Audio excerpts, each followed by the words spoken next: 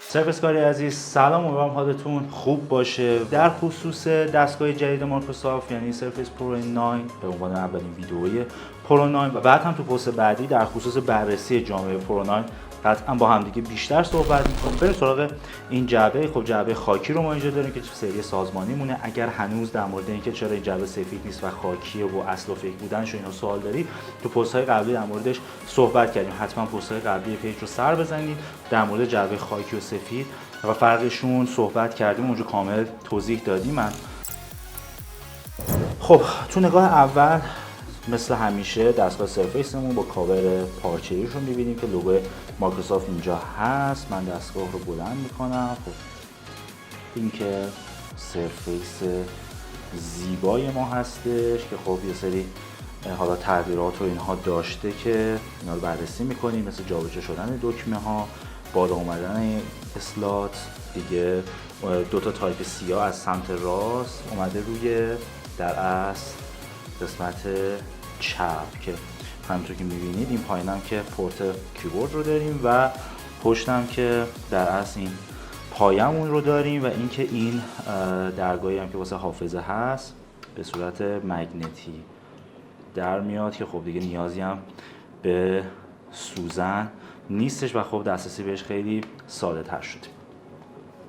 این هم از دستگاه که حالا میذاریمش فعلا کنار و ببینیم که دیگه داخل جعبه چیه. خب طبق روال همیشه جعبه‌های مایکروسافت اینجا دفترچه‌های یادداشت و توضیحات رو داریم که حالا فعلا با این کار نداریم.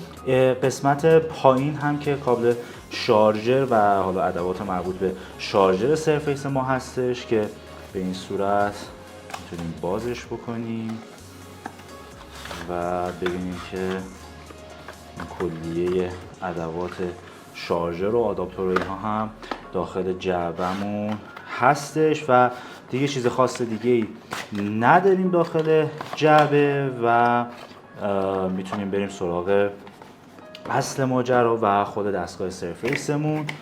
خب دستگاهمون رو هم که با این دکمه یک بار بزنیم خیلی سریع روشن میشه و یه دوربین پشت داریم. این قسمت خنک کنندشه، اسپیکرهای جلو و این دستگاهی هم که الان پیش ما هست i7 در اصل رم 16 حافظه 256 گیگ SSD هستش که حالا من اینو روشنش میکنم. خب اینم ویندوز 11 زیبا و دوست داشتنی که خیلی ساده وارد فرایند ستاپش میشه و دیگه ستاپ ها انجام میشه و میره روی استارت ویندوز.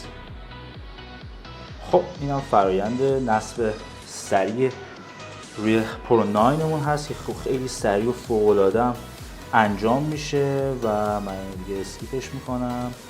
خب با توجه به اینکه دیگه ما باید اینجا مایکروسافت اکانت ست کنیم و بعد دیگه وارد اون فضای اصلی خود دسکتاپ ویندوزمون میشه، دیگه اینو ادامه نمیدم و خیلی جالبه. حالا من از همین جا بخوام این دستگاه رو شاتداون بکنم چند ثانیه این دکمه پاور رو نگه دارم، اینجا میگه که برای شاتداون کردن باید اسلاید داون کنیم و دستگاه خاموش میشه به همین سادگی و کلا خیلی فرآیند جالب و جذابیه توی پرو 9 و اینکه یه دستگاه فوق‌العاده بی‌نظیر. منتظر ویدیوی بررسی جامعه‌اش و مقایسه‌اش باشید که حسابی یه بررسی خفن ازش خواهیم داشت و مقایسه‌اش می‌کنیم با پرو 8 دیگه یه سری رقبای دیگه‌اش. منتظر باشید و فعلا خدا نگهدار.